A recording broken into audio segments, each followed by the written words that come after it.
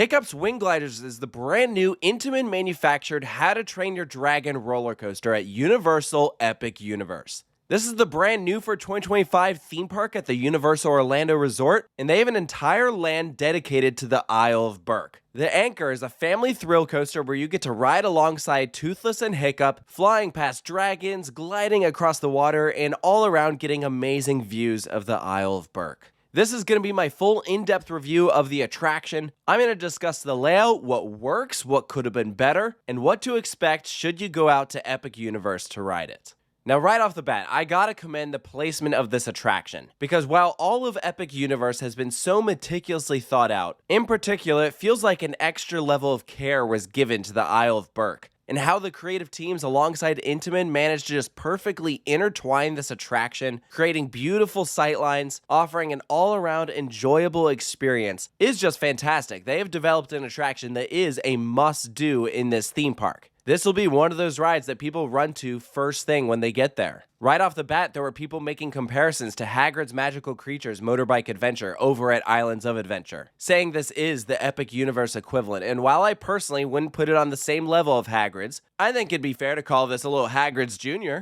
It's a little tamer, but still has those fun twists and turns, and is the type of attraction that not just the thrill seekers will enjoy, but also families and little kids, and that is a tough thing to do. I've been so impressed at the overall direction that the family coaster market has been heading towards, and Hiccup's Wing Gliders is one of those attractions that just perfectly rides that line. That when I say just about everyone will come off this ride with a smile on their face, I'm serious. They've created an attraction that you're just like laughing through the whole time. And it's got some very solid theming too, and it all starts with that entrance. The building that you pass through to access the attraction has been taken straight out of the How to Train Your Dragon movies. This is Hiccup's house. Immediately to your left and right, you'll notice different details, like things that Hiccup has been working on. This includes various tools. You can see Toothless's tail extension. There's a map of Berk, a little model Viking ship, and it's a nice touch. Now, this queue is absolutely huge, so I don't ever see the line ever really getting to this point, so there's a good chance that when you enter the ride, you're just going to walk right past this stuff.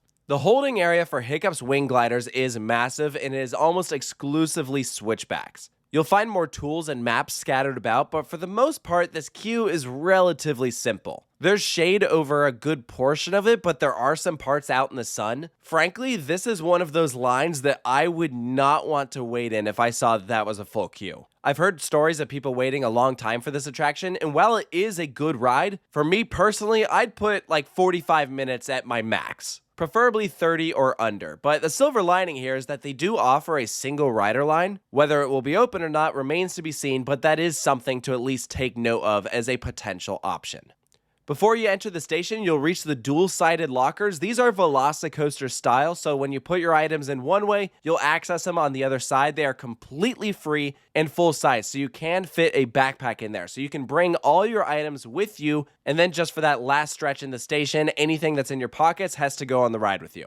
In theory, you'll have a train on either side, each train holding 20 passengers at a time. You have 10 rows, 2 across. From what I've seen, they typically operate with 4 trains. You have 1 on the ride course, 2 loading, and then 1 on the brake run. And because it is just a lap bar, no seatbelt, in theory, those trains are going to be sent out pretty fast. Now, this train also has onboard audio, so as soon as you dispatch out of the station, Test Drive immediately kicks in, straight from the movies, and is iconic, beautiful, works perfectly with the ride. You'll hear some narration of Hiccup starting to talk to you as you're turning to the right and entering your first little show scene. The story here is that Hiccup has created a contraption to allow you to fly alongside the dragons, so you are not riding in a dragon. That's why the train looks like something that the Vikings put together themselves. It looks a little dorky. The final thing they need to do to make this work is attach the wings. So that's what we're looking at here. You see a Hiccup animatronic of him cranking this wheel, and wings on either side drop down like they're going to get mounted to the train, and then you're going to take off and fly. The only problem is, Toothless hits the launch button before the wings are attached, and that's what sends you on your way. It's an adorable little scene. Hiccup looks great. Toothless is just incredible. What a beautifully done animatronic. Looks literally straight out of the films. My only issue is this scene goes by particularly fast. I think it is easy to miss what is going on, and it could confuse some people as to like, wait, why did we suddenly take off? What did he just say? In my opinion, even an extra 2 seconds would help.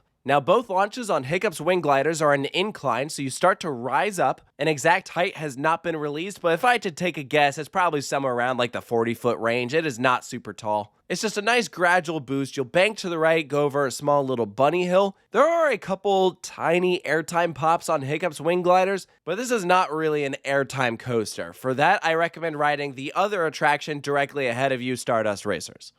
Following this bunny hump, we'll take a left-handed bank, twisting around and rising up into a camelback that goes out over the pathway, and that is what will send you out over the water, twisting around. Jet streams will be flying past you. You'll notice fog directly ahead as you drop underground, twisting underneath this bridge, rising out the other side. You'll snap to the left and enter a helix, and this is actually decently forceful, probably the most positive G's you'll experience on the entire ride. I've ridden this when it was pretty hot out, and I definitely experienced a mild gray out here. This whole helix wraps around this little animatronic sheep, and it's adorable. You'll continue banking to the left and then suddenly twist to the right. I love these directional changes. It distinctly feels Intamin. Like if you've ridden enough of their attractions, they start to have a similar feel. And even though this is on a tamer level, it still has those sharp directional changes that you know and love. And from here, we're at the halfway point on the ride. The train will slow, and you're surrounded by all this rockwork and these little gronkle eggs. I say little, but compared to regular-sized eggs, these are huge. You've accidentally flown into a nest, and you're supposed to be quiet here. Supposedly, these dragon eggs are prone to exploding when they hatch. And Hiccup is like, oh, we gotta get out of here, and you start to launch up this hill, but you don't have enough speed, and you gently roll back. This is about the same similar sensation as putting your car in reverse. You aren't going very fast at all, so if you're prone to motion sickness, don't worry, this backward section is extremely tame. It's a neat effect that I had no idea was going to happen the first time I rode it, although from a story perspective, I'm not really sure what the point of it was. Like, why did we not make it up the hill? Did the gliders just not have enough momentum? I'm not really sure, but at this point, the gronkles start hatching. Hiccup is clearly freaked out. I'm not really sure why it's a bad thing that they're hatching. I thought these were our friends.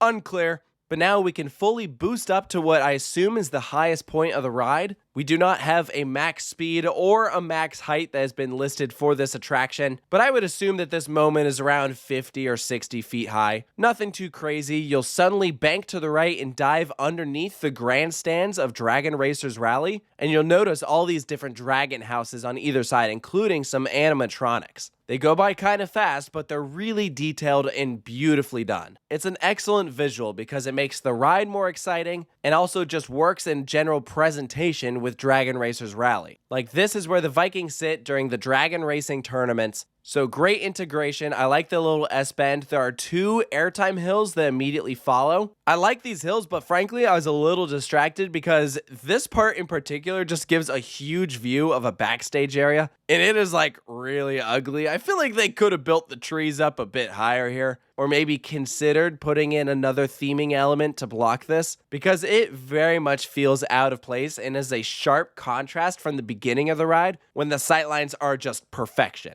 One moment you are completely immersed in Berk, the next you're looking at the backstage area of a theme park. So hopefully this changes at some point in the future.